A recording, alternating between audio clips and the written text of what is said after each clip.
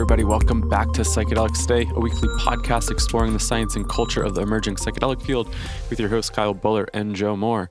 So today on the show, I'm joined by Robert Heffernan. I was really excited to chat with Rob from his background, and was just also excited that he took the drive down to my town here in New Jersey and got to record this in person.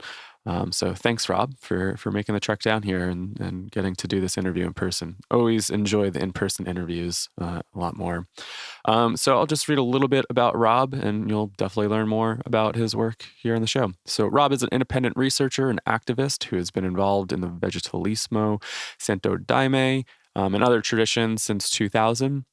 He's been involved with legal issues and organizing efforts in the Santo Daime Ayahuasca community for the last 12 years and has recently begun to speak about and write about these matters publicly. He's also part of the Chacruna's Council for Protection of Sacred Plants, and he's involved with integration work as a certified shamanic breathwork facilitator and a certified integrative sound and music practitioner.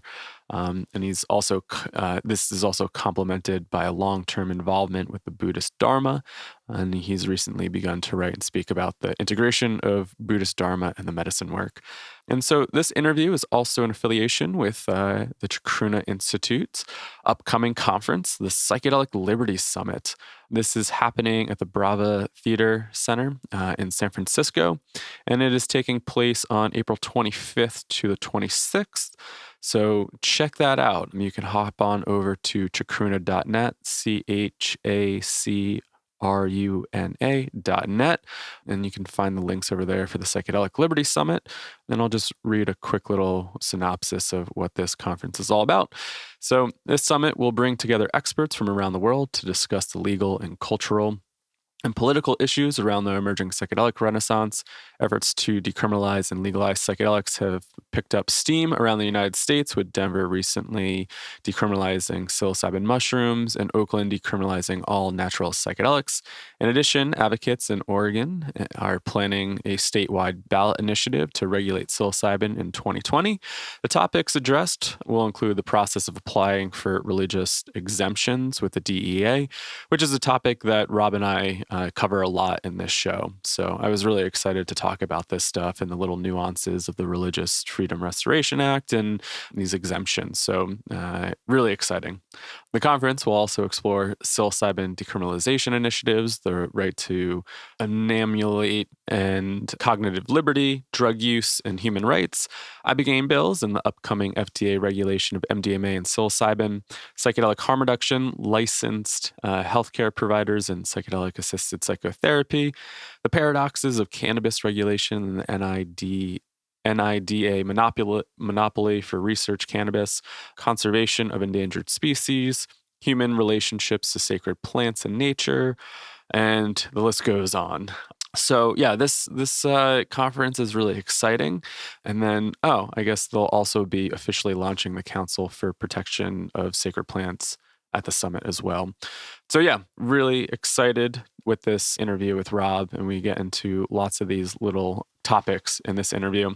So if you're interested in checking out the Psychedelic Liberty Summit by Chacruna, again, go over to chacruna.net, and if you want a little discount, 10% off, you can use the discount code Psychedelics Today at checkout. Again, you can, for 10% off, if you're interested in attending this conference, Psychedelics Today at checkout. All right, so some other news and updates really quick. Joe and I will be launching a new cohort for our Navigating Psychedelics for Clinicians and Therapists course. This is beginning on May 7th, Thursday, and this will run for 8 weeks. So if you're interested, if you're a clinician, a therapist, coaches have joined as well, and you want to learn more about psychedelics, how to maybe integrate the integration frameworks into your practice, and just become a little bit more psychedelically literate for clients that are coming in disclosing, their use or interest in this. Definitely want to join us. It's an interactive class, so it's a hybrid. You get online material that you'll go through, and then join us on live Zoom calls to really dig in, ask questions, and to have discussion around these topics. So you can learn more at psychedeliceducationcenter.com, and then you can check out the Navigating Psychedelics for Clinicians and Therapists course, and you can learn more there. We're really excited to be offering this course. It's been really fun and learned so much along the way. So again, if you're a clinician therapist and you're searching for some training on integration and just really wanting to understand the complexities and nuances of the psychedelic field in general, check out this upcoming course. Again, starts on May 7th and runs for 8 weeks. And let's see, this episode is brought to you by Audible. Audible is offering our listeners a free audiobook with a 30-day trial membership. Just go to audibletrial.com/psychedelics today and sign up there.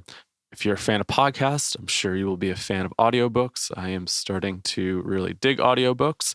And right now I am chewing through The Variety of Religious Experiences by William James.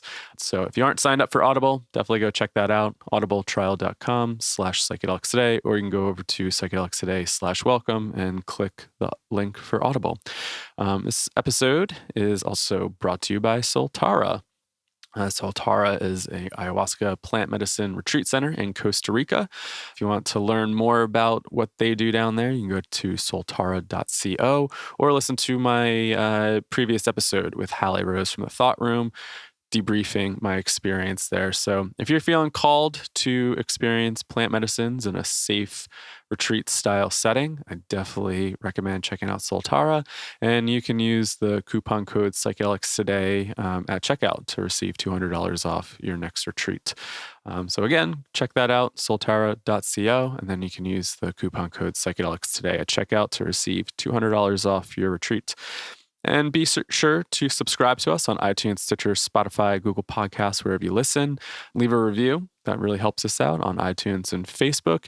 And the best way to support the show, share. Share some of our stuff, share our podcast, share an Instagram post, share what you like. And that just really helps us spread the word. If you want to help us on Patreon, that's patreon.com/psychedelics today. And by donating monthly donation, that helps us tremendously to keep the lights on over here. So thanks, everybody. I hope you enjoy this episode with Rob Heffernan, and we'll catch you on the other side.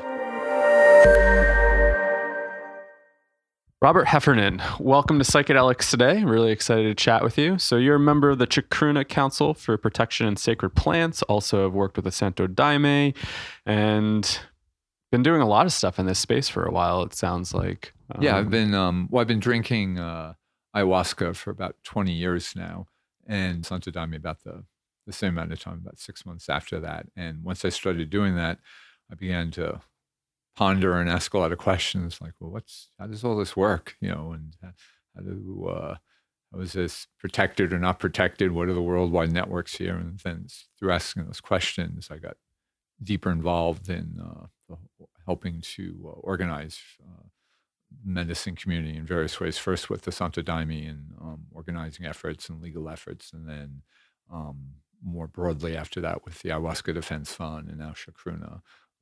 And all of my other involvements with Buddhist Dharma and sound healing and breathwork and different things. They all kind of form a living nexus. Yeah, sounds like you got your hands in a lot of things, which is exciting. Cool. Do you want to, I guess, just give the listeners a little bit of background about some of your work with Chacruna? So we originally got in contact from Bia and to talk about the Psychedelic Liberty Summit. So maybe we'll hop in there, and then I definitely want to chat about your work with the Santo Daime and some of the legal stuff. Sure. Well, first of all, Chacruna, most people might know Chacruna from the articles we publish online. We tend to publish 2 or 3 articles every week at chacruna.net. But besides that, we're actually called the Chacruna Institute for Psychedelic Plant Medicine. We also talk about other psychedelics too, although we do have a focus on plant medicines. And so we publish, but we're also an activist organization when we put on conferences on a variety of matters and also talks, and we do consulting, and we do community outreach to organize groups. So we have a lot of different initiatives. Besides the legal aspects, we also have initiatives around sexual abuse and protection and on access to psychedelics for marginal communities and people of color and a whole variety of things, questions about gender and LGBTQ plus, where a lot of LGBTQ letters now. Just and in questions about indigenous access, just the rights of indigenous people, and the questions about cultural appropriation and extraction. So there's a whole variety of initiatives and inquiries we do. But we have this major conference coming up in San Francisco at the end of April, the last weekend of April, April 20. Was it 25th and 26th? Yeah, in San Francisco, where it's called the Psychedelic Liberty Summit. And we'll be bringing in lawyers and academics and researchers and activists from all around the world to deal with a whole range of questions. Some of the things I mentioned. Some are questions about access. Some are legal questions about how to protect plant medicines. We'll have indigenous people there talking about raising their issues about what they're facing in South America and Mexico with cultural exploitation and conservation and sustainability. There's just a whole wide variety of issues. We're going to have a main stage with talks going on all day, and then two other tracks plus like breakout sessions. So it's going to be very rich. It looks really awesome. The lineup's really sweet. I don't know if you have it there. I do. In fact, let me get over here. Yeah.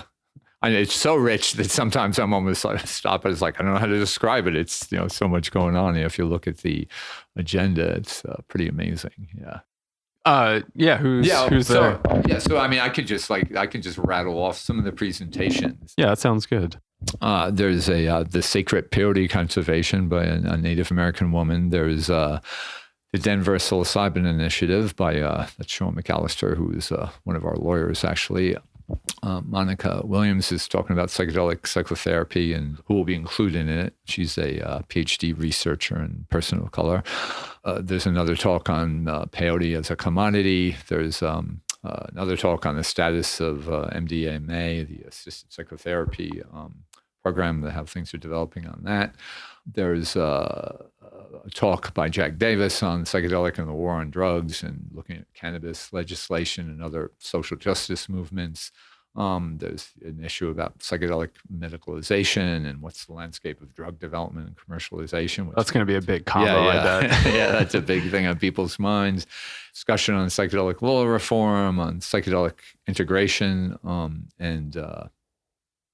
actually, that one is about administrative and criminal law. That's psychedelic integration in the legal sphere. There's about another talk on peyote about habitat loss by Dawn Davis, another Native American. Kufi Kiria, who's a great guy. I just met him last week in California. He's talking about decriminalization in Oakland. He's part of that whole process there. Getting psilocybin as medicine, religious exercise and controlled substances, navigating the U.S. framework for sacramental use of psychedelics. I could go on. We don't need it. Yeah, you can kind of get the drift. Yeah. I'll be hosting a panel on the question about religious exemptions and what's going on with that. Should people seek them? Yeah, and then another panel I'll be doing about community organizing.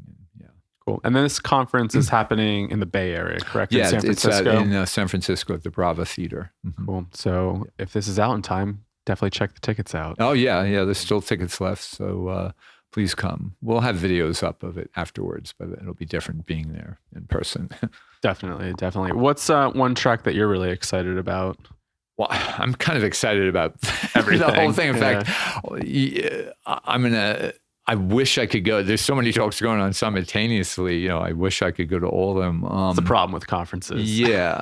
Off the top of my head, I'm really happy about the indigenous presence there. Yeah. And, people talking about conservation and exploitation and the questions about access, both for economic access and people of color. Well, that's a big topic Yeah. nowadays, and it's really complex, Mhm. right? Do you have any thoughts about that?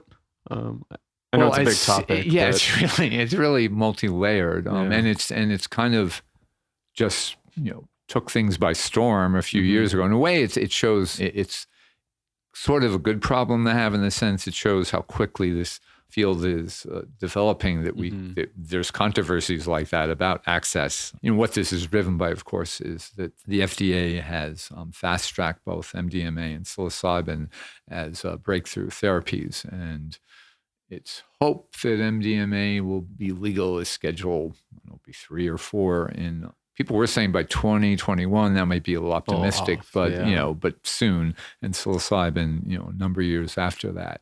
So, and especially with psilocybin, there's a lot of investors looking to move into the market to begin to both produce it and also create therapy centers. And so it's the questions around, well, how expensive will it be, which is the main thing driving who will have access to it, and how will this, how is this going to play out? What kind of therapy? What is going to be patented in terms of both the production of the material and the actual therapeutic models? These are, a lot of questions. So there's concerns about, quote unquote, big pharma moving in and kind of taking it over. Now, in our country at this time, that's how drugs get distributed for the most part. So it isn't surprising. And in fact, if you think about it historically, when psychedelics first came into our culture, it first came in through, you could say big pharma with Sandoz producing LSD and psilocybin. Yeah. Of course, they were giving it a lot of it away at first, just to try to understand what it was and how to work with it. So it's, again, it's not surprising, but it is, very compelling questions, and it's good to people are starting to have these arguments and these queries about what to do about it. Now, at the same time, regardless of what happens on that level of, let's say, with psilocybin in that medicalization therapeutic space like that, people have been and will continue to grow psilocybin and do what they're doing with it anyway. And there's also, with the medicalization happen, there are these movements in various cities now and on the state level about decriminalization and even, legalization. In Oregon, they're talking about legalizing psilocybin for therapy, and not only for, PhD psychiatrists. Right. It's, they want a more open model. So, and that will be the actual mushroom? Yeah, that's what they're, so cool. It's very complex, and so, yeah. It is. It's a very complex subject, and I guess there's so many different things to look at there. One thing that kind of just popped in my head, coming from your background, you seem very, have a background in shamanism and working with plant medicines, and I think something that kind of comes up is maybe that appropriation of a sacred medicine into a pill, then into pharma, versus mushrooms are pretty easy to grow. They're pretty sustainable, right? Probably one of the most sustainable medicines out there, because you can grow them in your closet, right? Yeah, they're pretty easy. I don't know. Any thoughts about there's a debate about the synthetic versus natural plant, but even just the appropriation there of taking something sacred and then turning it into a medicine like that. Well, again, yeah, it's another complex thing. My hope would be that people that would be making good sums of money off it as it continues to roll out would give some of that back to the Mazatec people in Mexico, where we learned about it from originally. And because it really, when mushrooms were first discovered, it did become synthesized by Albert Hoffman and Sandoz, then began producing it. And then there was great interest in mushrooms themselves, which had a deleterious effect in their culture and on Maria Sabina's actual life. But the whole, the issue again is, I'll be using the word complex a lot, is very involved, very complex, because on the one hand, there is this ongoing cultural history, political history of the U.S. and other countries going to South America and engaged in colonialism and extractivism and exploitation of those cultures and taking out resources, whether they be through oil or mining or medicines. And so that legacy is still here. So we have to look at how we can give something back. There's the broader sphere, too, of that people are all around the world are always interested in medicines and tools and technologies and musics or whatever. And if people find out about something, then, of course, they get interested. And it's natural, from a scientific point of view, to look at something like a mushroom and see what its active ingredients are. We did first learn about psilocybin from the Mazatec people, but then discovered it actually grows all over the world, and there's many, many species. Interesting enough, it doesn't seem like there has been an ongoing sustained use in other parts of the world. There's still controversies about that. I'm sure people have to some extent, but it's interesting that it. I've always wondered that, as widespread the psilocybin mushrooms are, why is it that people in Central America seem to base their ceremonies around that? I mean, it's an interesting question. One is maybe we just don't have enough information, but at the same time, a mushroom that my understanding in the Northwest is that it grows, the Liberty caps grow abundantly there, but mushrooms in general were taboo, right? Because in some cultures it's like that because of their poisonous quality of some. And sometimes when people might have encountered psilocybin, they might have, interpreted the initial experience as this is dangerous, this is toxic, so let's keep away from that. I mean, it's hard to know, but that just makes the question complex too. Is once you find out about one species and there's all these other species, who owns the molecule psilocybin, but still, I think we have to honor the fact that we found out about it from the indigenous people of Mexico and do something to give something back. Same thing with, ayahuasca. Right. These are, and in some cases there are much more very specific, exploitive practices going on where people, just create centers and they're not really run by indigenous people and most of the money is, going to someone else. That becomes, very much part of the colonial or neo-colonialist legacy. So, yeah. Yeah. What's your take on that of centers popping up, whether that's psilocybin mushrooms or with ayahuasca? I just got back from Soltara back in January, and I was really pleased that they had Shipibo healers there and working with them. But, it's an interesting thing. I don't know if I recorded this on the podcast with somebody else, but almost like the preservation that can happen with Western culture being curious versus the indigenous communities, maybe the teenagers or adolescents aren't actually interested in their traditional cultures. They see what's going on outside. Maybe they want to try to participate in the Western world. Some of that knowledge might get lost. I mean, some of that stuff gets lost in one generation, right? So I always view it as this weird dynamic, right? It's to some extent, our interest in trying to create some of this stuff is actually preserving some of the knowledge and maybe even expanding on it. But then also these kinds of maybe harms are happening as well and exploitation. Yeah, you're well said. I mean, it's another thing that's very complicated. The first time I drank ayahuasca was in kind of a syncretic situation in Brazil, and where it was outside of Manaus, and where we were drinking it, it was in what they call Posada. It was an old farm, and they were converting it into a retreat center. This is back in 2000. There weren't many ayahuasca retreats going on back then. And the people in that particular area, well, people certainly in the rainforest around Manaus knew about ayahuasca, and some people used it. The people in this particular area weren't familiar with it. The use had gotten lost, and they were fascinated that all these people are coming from around the world to drink this ancestral medicine of their rainforest that they didn't know about. So that's an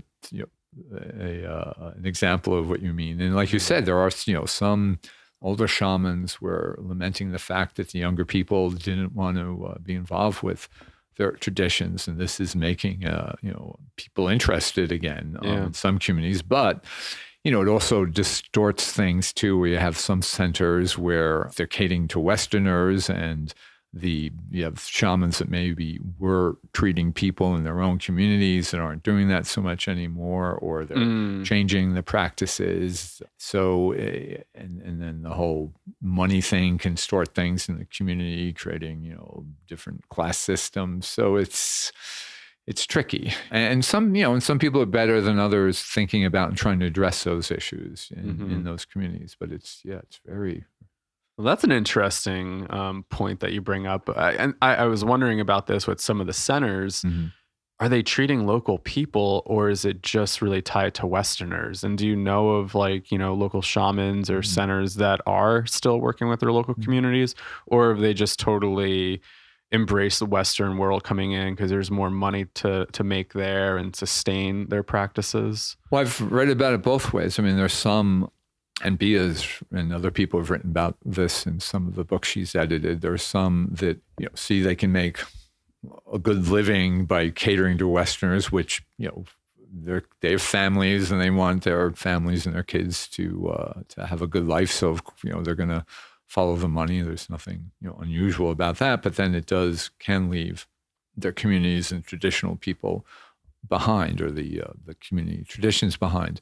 But then there's other examples of people that are doing both, that are still serving people in their community and making it available to people outside their community. So it's a variety of things going on there. Yeah. And again, when it depends country to country and community to community. When we talk about ayahuasca, it's not just one thing, right? There are lots of different variations within Peru, within Colombia, within Ecuador, within Brazil, within Venezuela. And, sometimes people try to talk about the true ayahuasca tradition, but, and just kind of go off the track a little bit. It's funny about when people talk about dieta, some people say, well, you have to do a dieta this way, but then, they're talking about a very specific, maybe vegetalismo dieta, which is not followed at all by, certain Colombian Yahe users. They'd be like, oh, that's a Peruvian thing. But then other, Yahe users do have a dieta, but it's different than the vegetalismo or Shipipo. I mean, it's very, involved. Oh, man, that just brings me back a few months ago when I was trying to prepare and going online. Soltara did a good job with just sending their information out. But, I wanted to learn more about it, right? And I'm sitting there Googling. I'm like, one place says to not eat this. Another says that's fine. And then I'm just like... But again, I think it comes back to the culture and the tradition, right? Everybody's viewing this from different perspectives and different, maybe like quote unquote folklore, different narratives, and a lot of times when people go to South America on a dieta, they're going on maybe a 10-day dieta.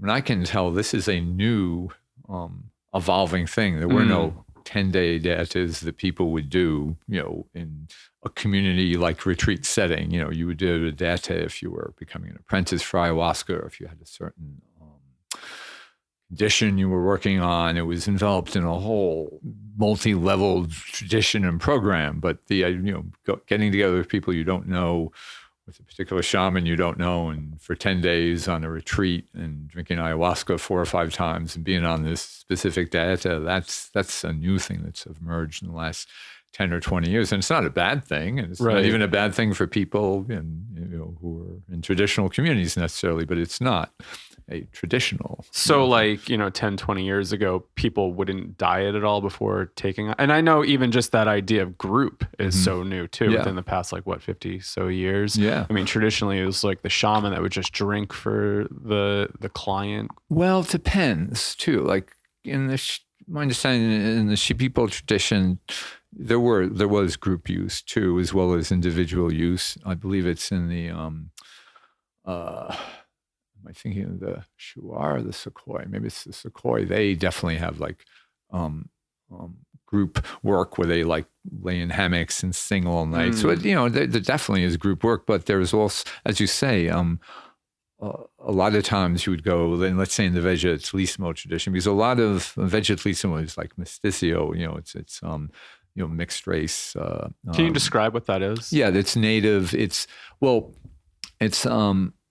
in urban, I don't know if it's suburban or, rural areas where it wasn't so much tribal use. It was, mixed race people being influenced by different traditions have a syncretic, tradition that incorporates lots of different things, often, in the cities, but there's feedback loops between the cities and the forest where the forest is influencing these, syncretic uses in the cities, which is then influencing the forest. And so it's hard to tell interesting. what's coming from where. So, in trading songs and techniques, and, that's been going on for, my understanding, like a couple, 100 or more years. So a lot of times when people go to South America, they might be encountering, a more syncretic tradition than they realize. And a lot of that in the past was, as you were saying, people might go to a shaman. They may or might not drink with the shaman. There might be other people in the room. There might not be, a lot of variations there. So, yeah. And this comes back to the idea about these group retreats that, that's a new variation. So. Right. And so then you said about data, so people would not necessarily, and people still don't necessarily, a lot of centers, more, quote unquote, traditional centers, you go to Iquitos, they're not going to meet a shaman, you're going to drink that night with him or the next day. He's not going to say to go on a diet. Why do you think that developed?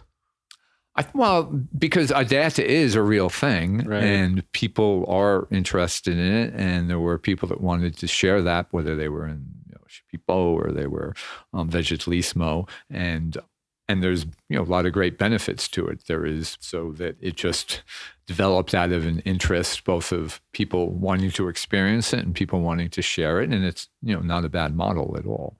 Yeah.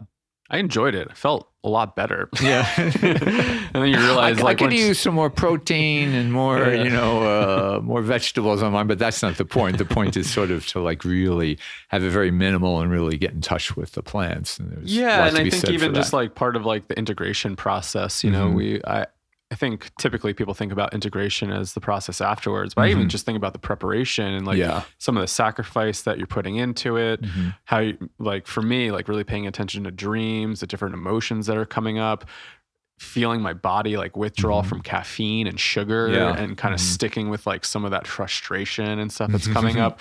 And for that, it was just really interesting to stick with that before even going down there. Yeah. So I don't know. I actually really enjoyed it and found a cool kind of preparation benefit from it, I guess you would say. Yeah, no, it's a practice in and of itself. And of course that is traditional dietas that don't involve drinking ayahuasca at all, and then people, when they're being trained for ayahuasca and those traditions, they'll go on diets for a month, 2 months, 3 months, 6 months. That's right, with different plants or trees, and they're just kind of drinking that. Yeah. So it's a whole amazing system. Yeah.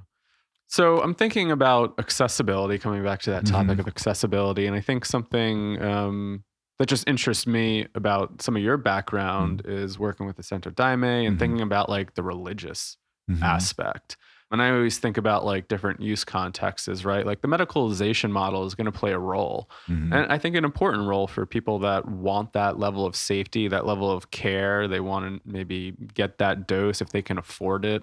And hopefully if it's subsidized right, then people, will, have access. Yeah, and people might want to work with a trained therapist, psychologist, psychiatrist to be able to do this. And especially for people that are really struggling with severe PTSD or, some really extreme cases, might want that level of safety. And it's important too, because, while these medicines are relatively safe, you can get into trouble either self-medicating or, quote unquote, exploring or using recreational use, and people do get into trouble. So that there's definitely a role for people highly trained and, therapists. Definitely. And so, I think as much as there's a lot of criticism going on with the medicalization model, I think it's a really great use, and I think we need it, obviously, for validation, but also for people that really want that level of support. And let's think about access. How can we get people better access to that? And just healthcare in general, right? There's people can't even afford therapy. It's not just about psilocybin, it's about the whole healthcare system.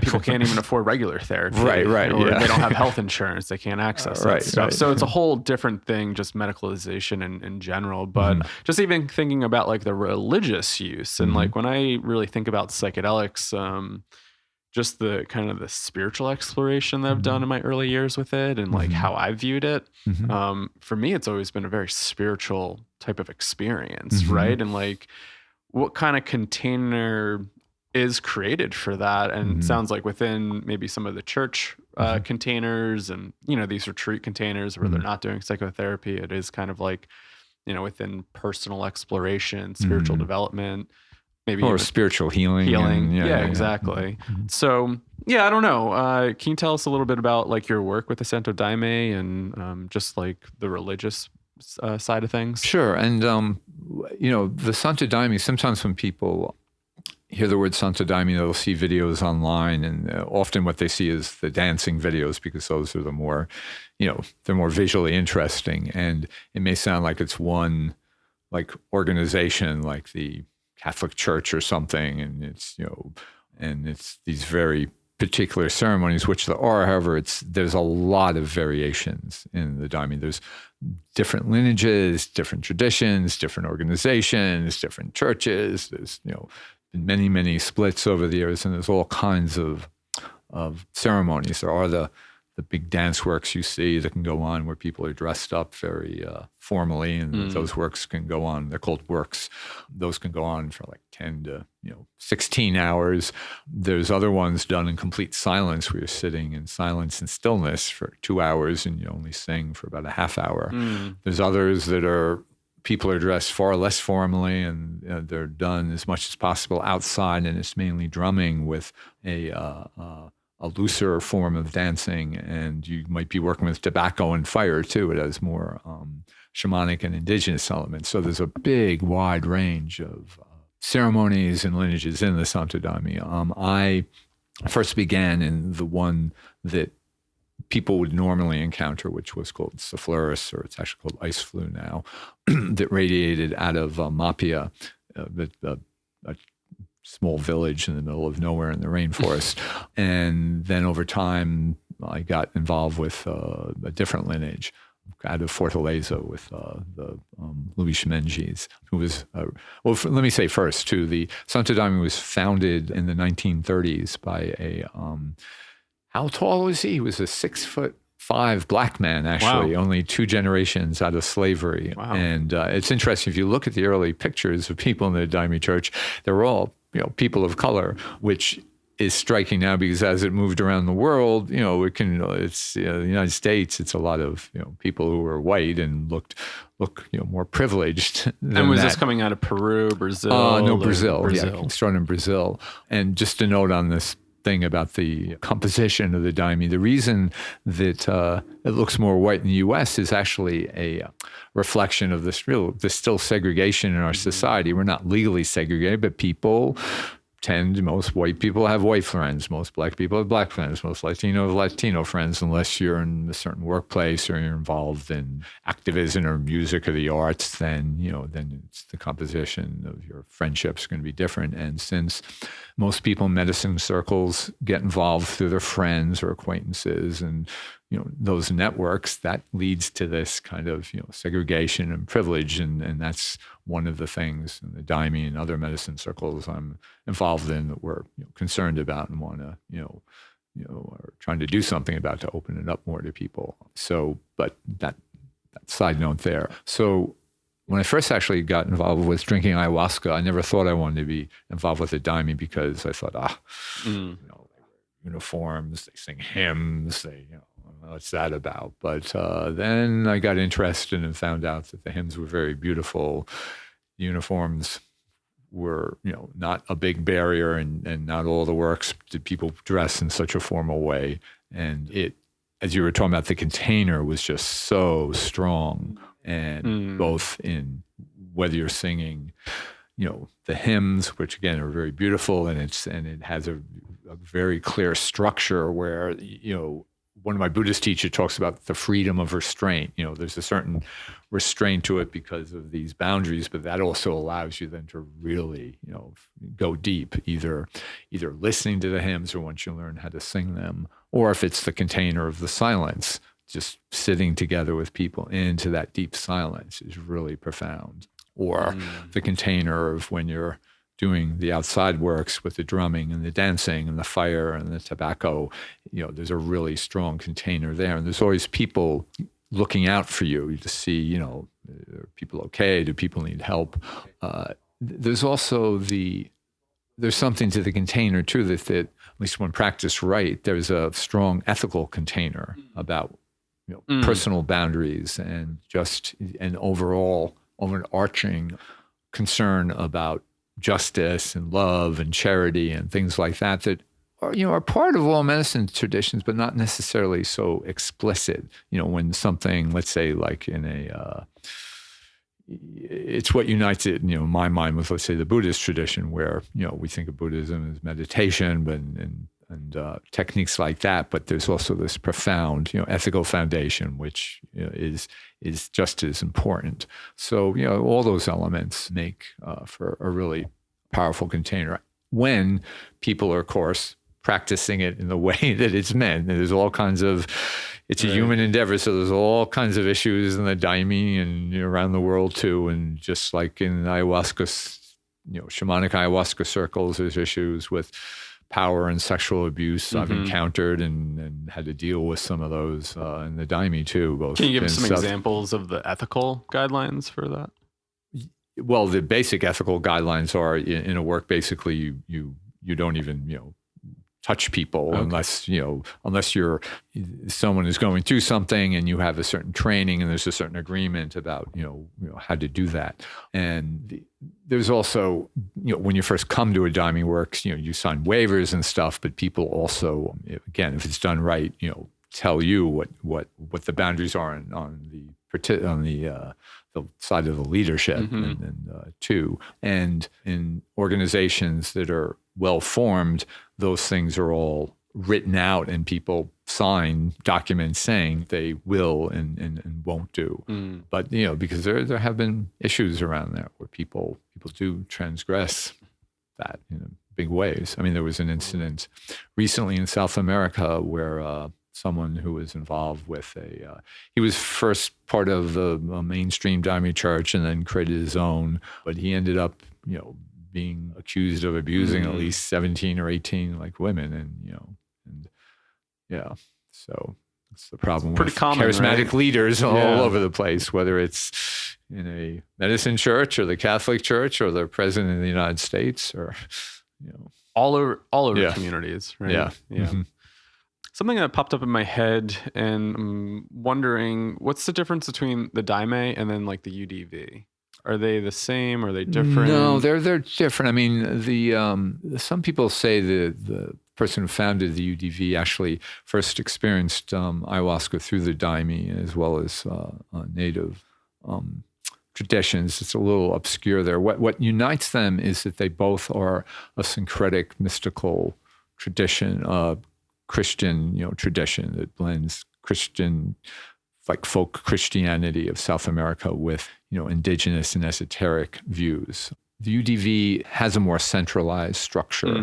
There are some dissident groups too that have broken off from it, but it has a more centralized structure, and they tend to be more, you can say, conservative than the daime in how they operate. So far, women can't be full mestres, can't be fully in a leadership position. And if I understand it correctly, too, people aren't even supposed to dance, drink, or smoke in their personal life.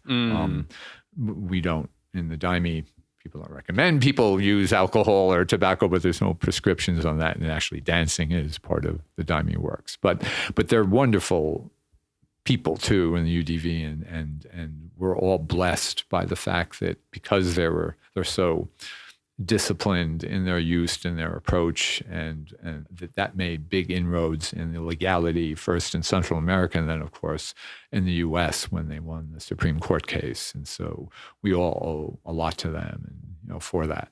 Yeah, let's dig into what's going on here in the States with those organizations. So there are legal churches here in the United States through the daime. Is that correct? Yeah, the daime and the UDV. The UDV first, well, it was interesting. They both had their medicine seized in 1999, almost around the same time, which we're still wondering, how did that happen? And they with the UDV, the president of the UDV at the time in the U.S. was Jeffrey Bronfman, and he's still deeply involved in the UDV, who was one of the heirs to the Bronfman liquor fortune, and I believe his cousin is Edgar Bronfman, the meteor mogul. He's not involved with the UDV, but he had a fair amount of wealth, and he got involved with the UDV through his philanthropy in South America doing ecological work, and that's how he encountered it. And he was also involved with the Native American Church.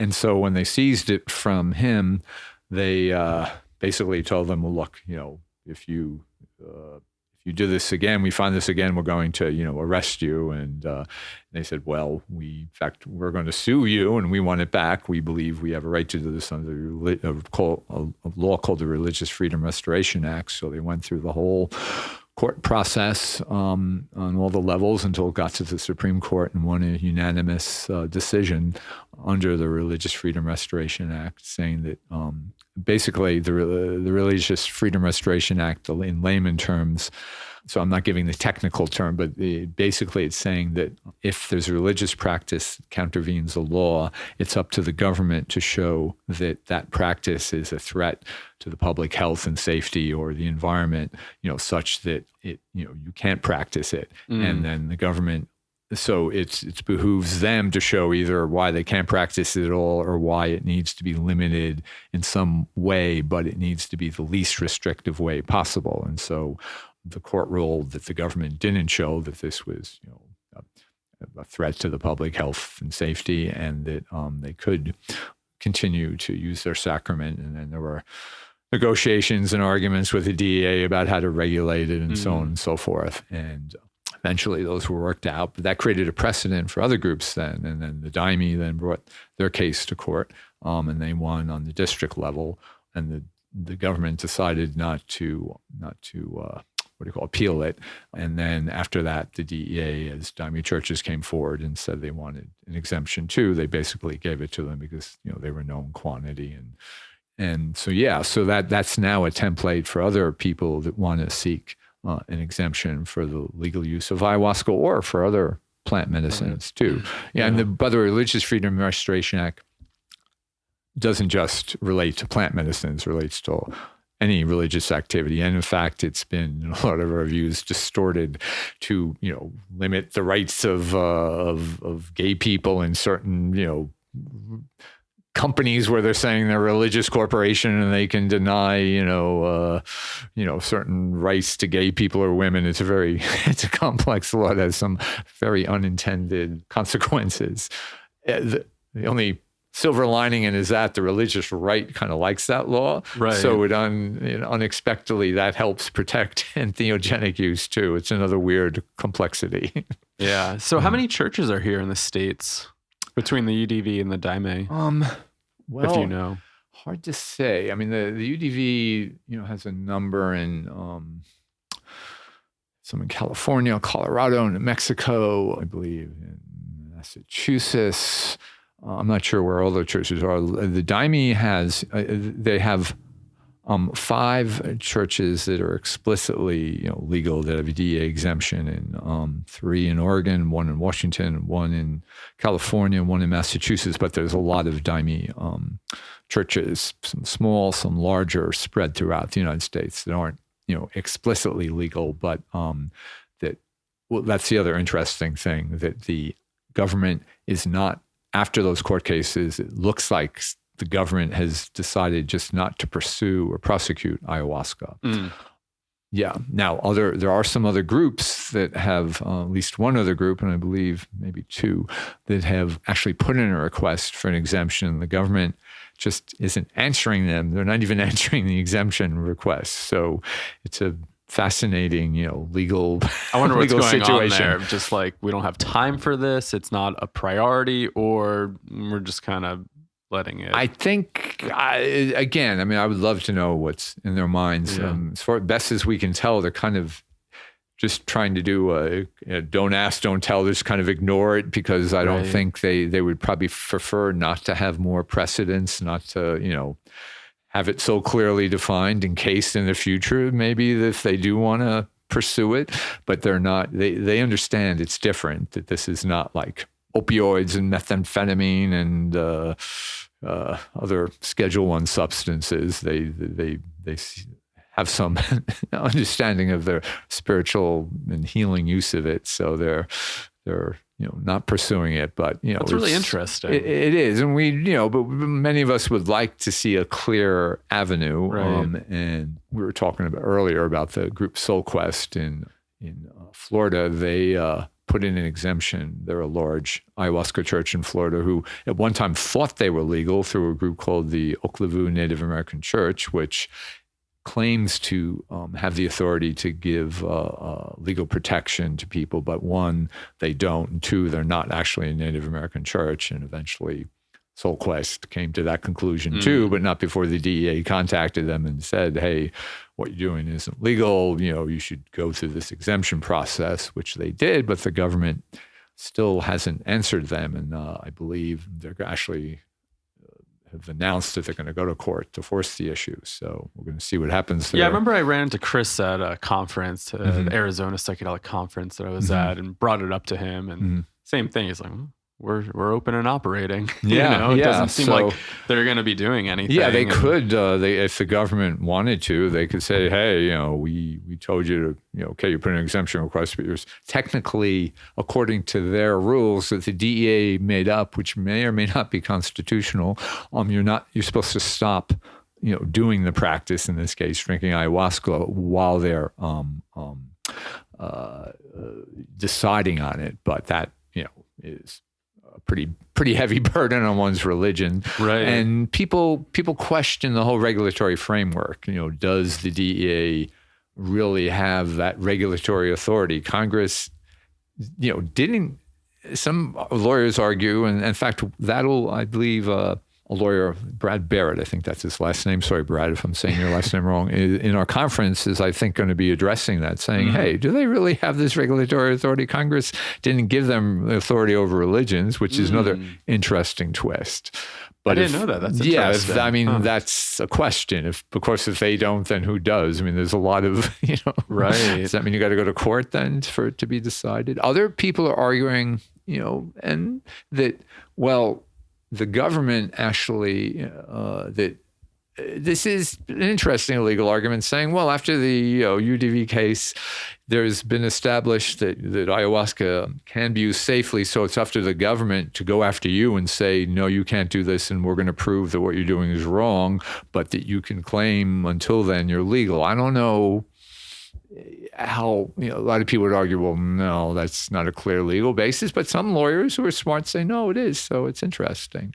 And the government's kind of doing that anyway, de facto now. So, yeah, it seems super complex at times. Like I just saw Soul Quest.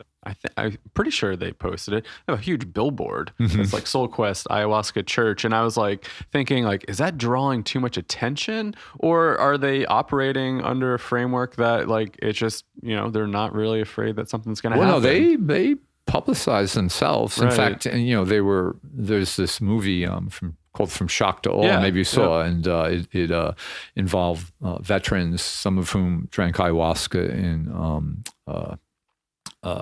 Iraq veterans, some who drank ayahuasca in Soul Quest.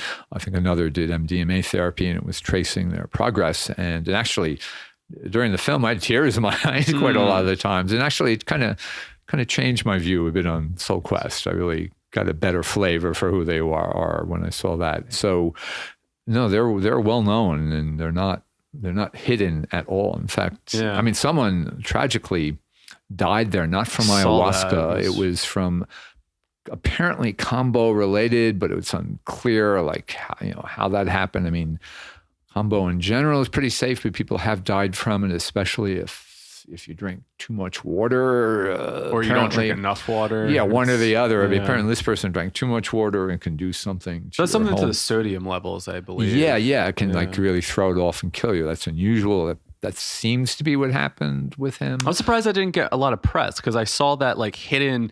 Well, not hidden, but I mean, it was kind of like buried in some local Florida news, and I didn't see it really brought up too much. I mean, I always get concerned when I find out about certain things, and but again, there's so much going on in the world. People aren't so hard to keep up. There's that, Vice TV had this series called, was it called? Kentucky ayahuasca, I believe. Yeah, we had Steve on the show too. Yeah, okay. And I thought, oh my God, this is going to be a big issue once this comes out. But again, it was, he has his own thing going on there. He claims to be legal. Is he operating under a church model as well? He originally also was part of the Oklevu Native American Church and then split off from them, but follows that. It is a church model, and he kind of follows their framework. He claims to be a Native American tradition in some ways, but of course he's not. I mean, the Native American Church is actually very upset with people who are claiming to be Native American Church that, one,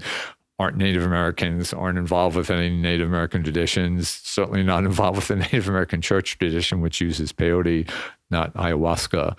And not that they have an issue with people using ayahuasca, it's just not who they are and what they do, but especially when, Native people are claiming to be Native American Church and they're just not there. Well, it seems dangerous too. So I was just at a meetup for a decriminalized nature event, and somebody brought up... Was this in New York or New Jersey? New Jersey. Yeah. And somebody brought up, you can just get a card for $150 and you should be protected for having mushrooms, ayahuasca, and whatever. And I raised, it's like, not so fast, right? Like, you might be putting yourself at risk. And, it sounds like from the website and from people that do get those cards, they feel protected. And I don't know, I get worried that kind of gets out there and they feel protected when really maybe they're not. Oh, well, they're definitely not protected by that. They're protected because the government is not pursuing anyone because of these court cases. Right. I mean, if that was the case, then Jeffrey Bronfman wouldn't have had to spend, whatever it was, $5 to $7 million you could have spent. He could have become incorporated. He could have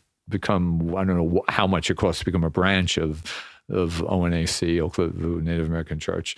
And the Santo Daime wouldn't have had to spend their money. I mean, by the way, I think Jeffrey got most of his money back because once you win a court case like that, then I think the government has to give it back. But, it's just not the case. I mean, they have this whole legal fiction around the Religious Freedom Restoration Act and the American Indian Religious Freedom Act that doesn't apply to them because they're not members of a recognized tribe, and that law only relates to peyote. There's a peyote amendment as part of it. It doesn't relate to any other controlled substance. And they also use the religious, what is it? It's the, I can't remember the actual name of the law now. It's the law that relates to people who are incarcerated or in mental hospitals and other institutions, and how they can still practice their religion. They make a big thing out of that, but it has nothing to do. It's a religious institution and land use act. Again, I should know it. I'm sorry for not having it. But they're just like, they're just completely distorting that. It has actually no relevance to what they're doing. It has to do with land use issues and people who are in institutions and incarcerated. So they just have this whole legal fiction. It's really, they're making money on it. But by the way, anyone who is any particular group that is either a part of the Oklevu Native American Church who's a branch, that doesn't mean they're not doing good practices. They might have be doing fine ceremonies and some of them even use peyote in a good way, and some of them use ayahuasca and other things, but they do not it's an online church. You just, you don't get carte blanche by just paying your money. I mean, it's funny, sometimes I'll get calls into Shakruna saying, well, how do I become a legal church? How do we become, a part of the Santo Daime? And I'm like, well, you got to be part of the Santo Daime. You got to participate. And it's not like, they don't have a pyramid structure. You just start a church. You would have to participate for a long time and learn the rituals. And someone would have to think that it'd be a good idea for you to, lead a ceremony and then lead a church. That would be take a long time. How hard is it to find a church and become a member if you are interested in exploring that tradition? Let's say the Santo Daime? Yeah. Well, if basically you need to know someone and ask them, and then if people you go through a process to make sure that you don't have any serious medical issues or mental health problems, and then if you went through that process, then you could come to a ceremony, and then after a while decide whether you wanted to keep coming. You could become a member or not become a member. Some people go to Daime ceremonies for years, the whole life, and never become official members. A member is called a ferdato. Some people who keep coming but aren't official members are called firmados. I mean, they're firm in it, but they just don't want to become, a member. And there's no pressure to actually become a member. Right. So non-members could join if you were able to get an invite. Yeah, it's not a join. It's not you can just, well, that's another funny thing about the Oklavu Native American Church. I really don't like calling them the Oklavu, so-called Native American Church, and saying this whole thing about membership. Oh, you have to be a membership to be protected. Well, you can go to the UDV or Santo Daime and not be a member. There's no requirement to be a member before you go. Even places like Soul Quest and some other places have this thing about becoming a member, before you go. But it's not a requirement. Just like, yeah.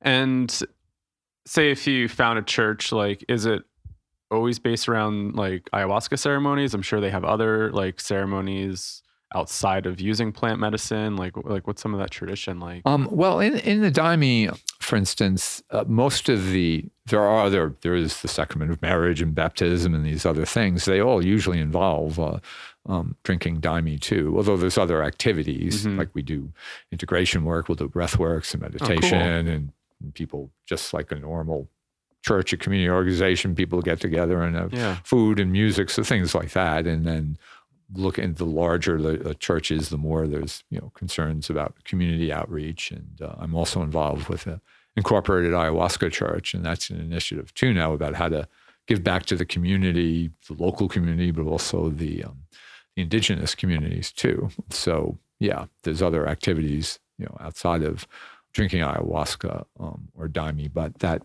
is very central, which is one of the reasons it's protected under REFRA, because if you have, let's say you have a church or a spiritual congregation. By the way, the word church, sometimes people don't like that word, right, because of all the connotations with it, but it really originally comes from the word, as I understand, even in the Christian tradition, from the word ecclesia, which meant like gathering or assembly, and then it took on the thing of like kind of like the body of Christ, the people come together, in believers. So it's really about congregation, spiritual congregation. So whether it's church, congregation, temple, center, circle, whatever, it's all the same thing.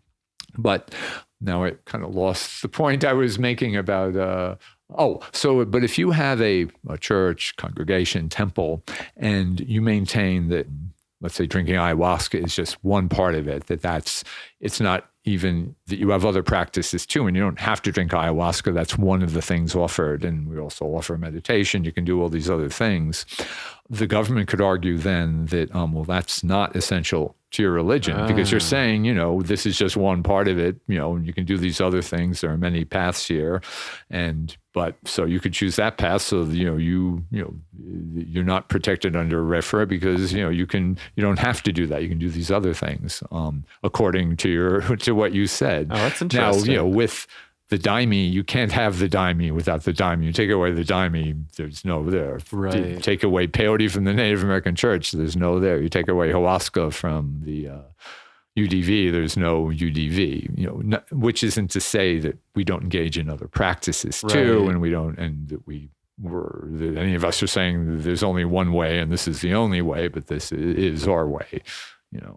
Fascinating. Yeah. It's really interesting. Yeah. So some people, kind of have this menu thing, which kind of segues into this whole other thing about what is spirituality and what is religion, and where is it more like therapy, or where is it more exploration, and which, personally is all fine. I mean, I think the problem is the Controlled Substance Act says that these plants and other substances are illegal in the first place, but from a legal point of view, and also just trying to parse things out philosophically or socially, what's therapy and what's, spirituality in terms of a group. The two obviously blend all the time, but then if you're, there is a difference between going to let's say a Buddhist meditation center and going to a weekend for mindfulness, stress reduction. I mean, one might be explicitly spiritual and religious. The other is more therapeutic, and they cross over, but there are those dividing things. And if, so there are questions about people that are offering ayahuasca in a therapeutic wellness center, as well as offering, acupuncture and these different things, and just sort of having it on a menu. But then if they want to legally claim protection, it gets complicated. But I guess it makes sense too, right? Because you're creating an organization or belief system around a certain plant or sacrament, and that is central to how you're operating, right? So I guess that does make sense. It does, although it's complicated. Let's say, when I'm in the Daime, the Daime, I'm part of a Daime church, and the Daime is central to it. Part of the Ayahuasca church, the Ayahuasca is central to it. In my life, it also is central to my life.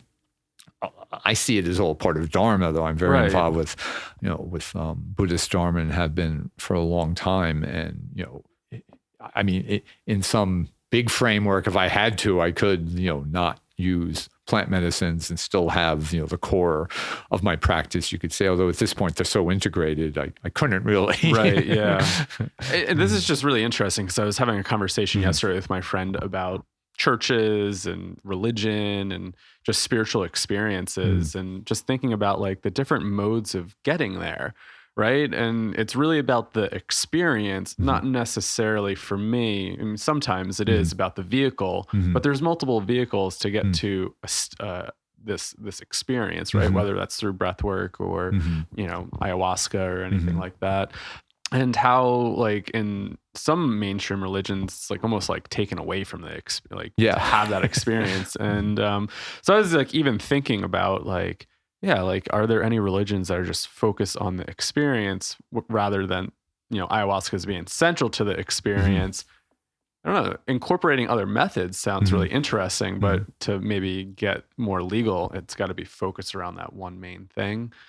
Well, and also it's not like in the Daime and the Native American Church and UDV, they didn't decide to have the central practice be ayahuasca or peyote or, Daime because of legal issues. It was because, it is. Yeah. But it's more than, of course, just it is the experience, but the experience is in all those settings about community too. Right. Ultimately, as his name has escaped me now, the great religious teacher and philosopher, anyway, I'll remember his name after the podcast is over, but he said, Houston Smith, he said, the goal isn't to, I used to get it wrong, but I remember that one. But basically, he said the goal isn't really so much to have spiritual experiences, but to live a spiritual life. I think he said something like it isn't so much to have altered states as to, alter the state of your life and how you're living. And so, ultimately, and experience is obviously,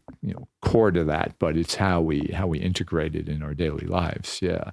But as you say, there's some organized religions don't have the experience where you can really be nurtured by that and really fed by it. They don't have that mystical tradition or that discipline, that meditative, disciplines. It's like there's some ritual, but it's not alive. Whereas plant medicines will bring it alive and can help support your meditative disciplines and the other aspects of your dharma. Yeah.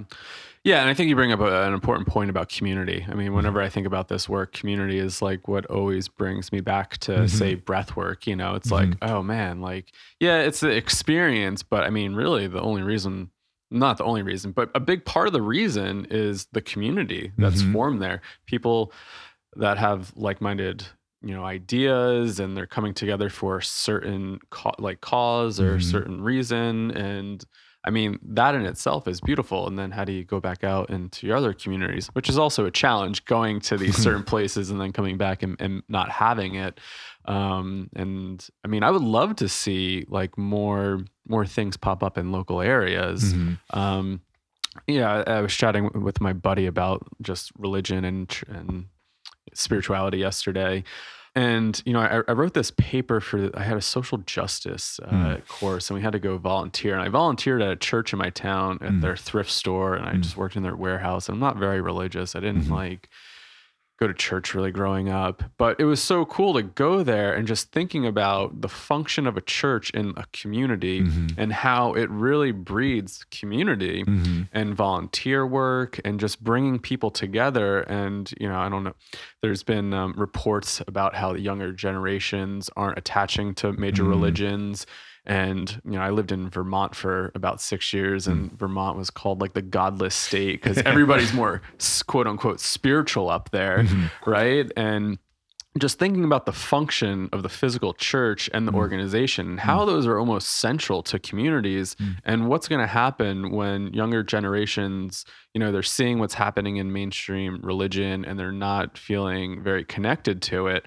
Like, what are some of these off branches that could create or could be created? And I think psychedelics and theogens could be central to creating some sort of new hub. I think both, and it can help revitalize the churches, because in some ways churches get a bad rap because they got wrapped up with the elite and colonialism, but a lot of churches were, like you said, community based, and and it's people in the community trying to work things out with one another and help one another in many levels. And a lot of churches have been at the forefront of social justice in many ways, not just in not social injustice. So it's complex, but psychedelics can help revitalize churches, and as people come together and use psychedelics in groups, either in spiritual congregations that already exist or new congregations, this whole issue about integration, not just personal integration, or how do you bring it back to your life, but how do we do this as a community is like a key issue. And we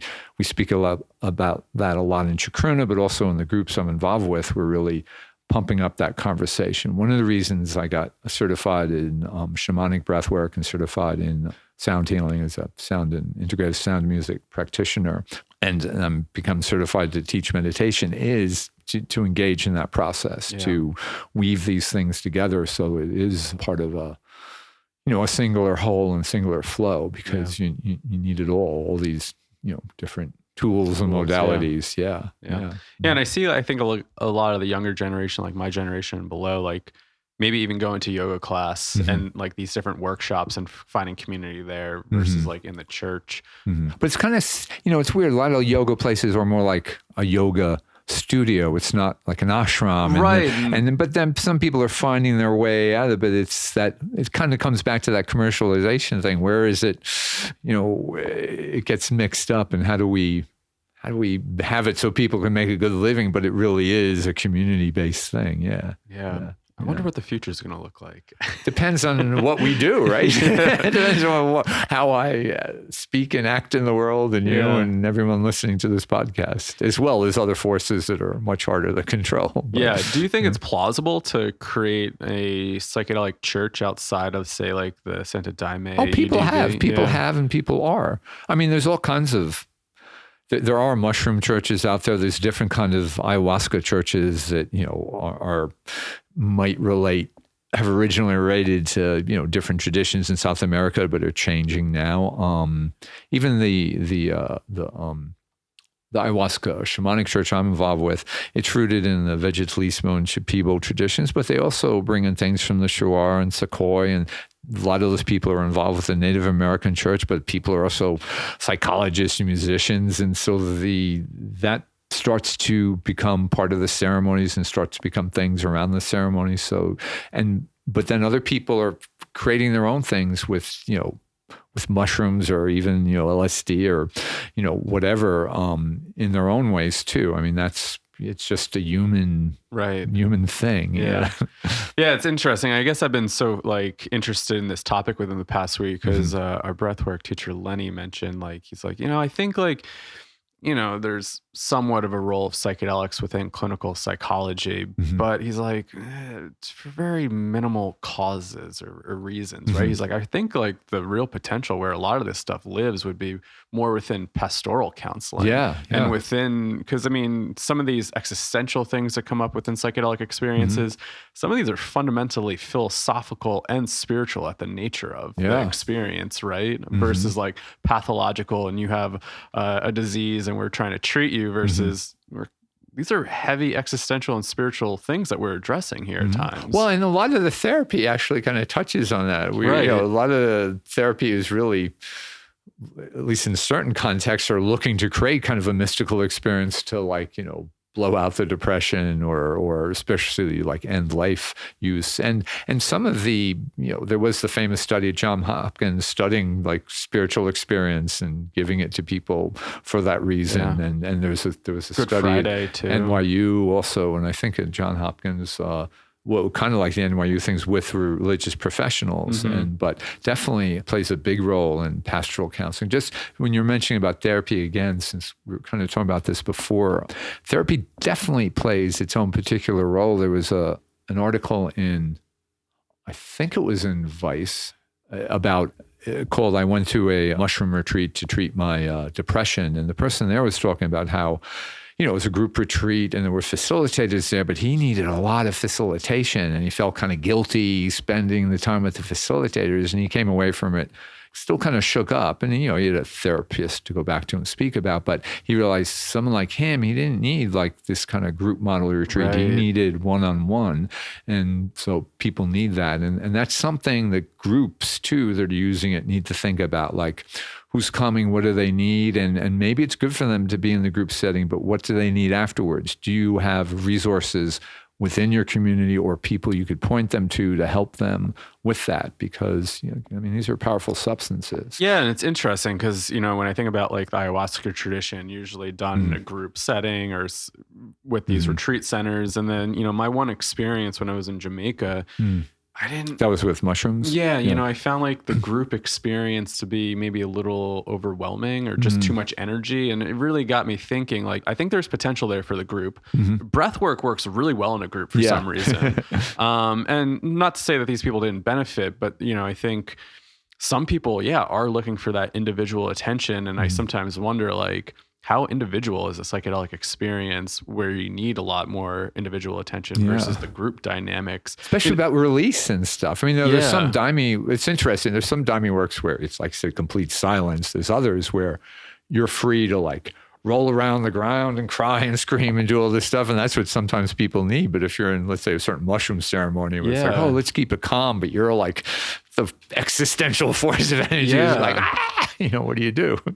Yeah. And I feel like, is the group equipped to then take you to a side and not have any judgment? Like, okay, you need to be in this room and have someone work with you because that's what you're going through. Right. And I think like, since you are in this like heightened state, like, I'm just thinking about somebody was laughing across the yard and then that's affecting somebody else being like, I don't know, like it's just bugging me. And I've just seen that happen sometimes in the group experiences where breathwork, it's weird, it just amplifies everybody else's experience. It seems to like, well, because you have the loud music and it's meant, and you have freedom to like cry and scream or just be quiet. And it's, you kind of know that where it's, so it's kind of important to know who's in the room and what everyone's intention is and how do you, and which it might be good to do a breath work before or after. Right. Which some retreats do. And that's, I know in my communities where, I'm helping to lead breath works now within the community to help to facilitate that and so people can, both as its own modality, but to help release some of that energy that's, that the medicine is pumping up. It's there anyway, but the medicine brings it up too. Right. But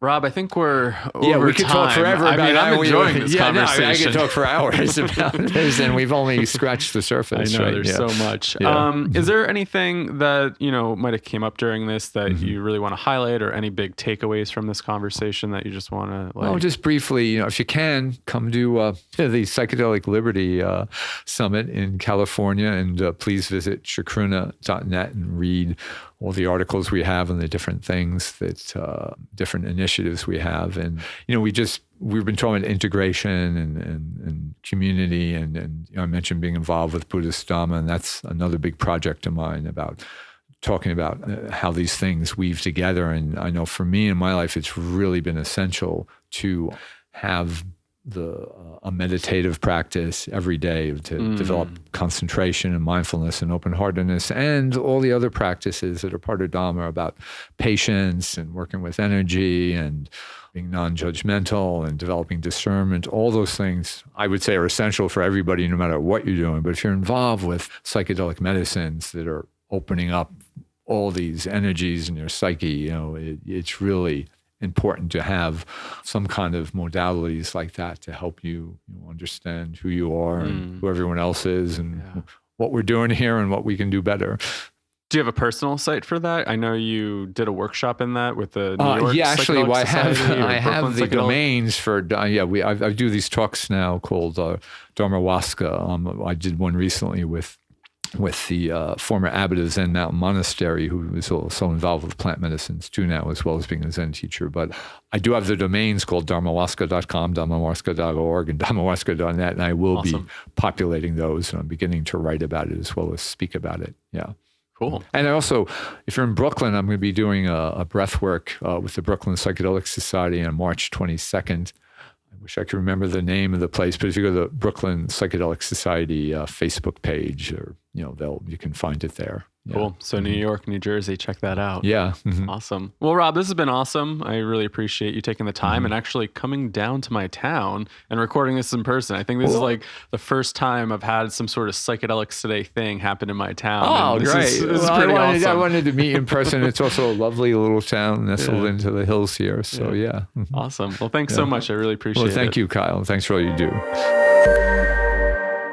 All right, welcome back, everybody. I hope you enjoyed that episode with Rob Heffernan. I know I enjoyed the conversation. Super interesting. I don't think we've really highlighted a lot of the Religious Freedom Restoration Act and religious exemption on the show. So this is just super interesting, and I'm just really thankful that Rob took the time to drive down and have a chat with me to learn about all this and learn about how the Santo Daime works in the U.S. and how to apply for exemption possibly, and some of the little nuances here with churches popping up and, are they legal and how are they operating? So yeah, this was just a really, really informative conversation, I thought, because we haven't really explored much of this territory. It's mostly either on the clinical research or whatnot.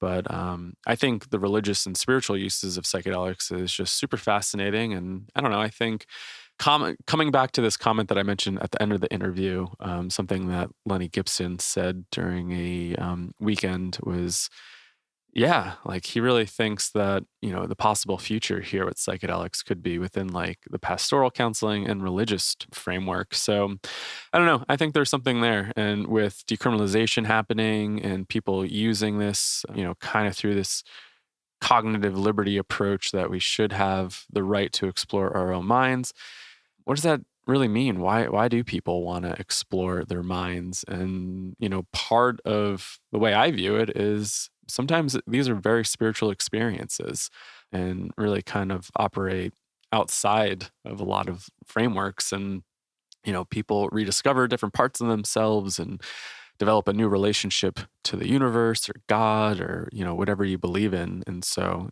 I think having these experiences can be deeply spiritual at times, sometimes existential, which I think is also very spiritual. So I'm excited to explore more of the spiritual and religious use of plant medicines. So Rob, thanks again for joining us. This was really informative and just really happy to explore some of the legal territory here and try to figure out, what's going on here in the States and how are people operating legally and within this framework.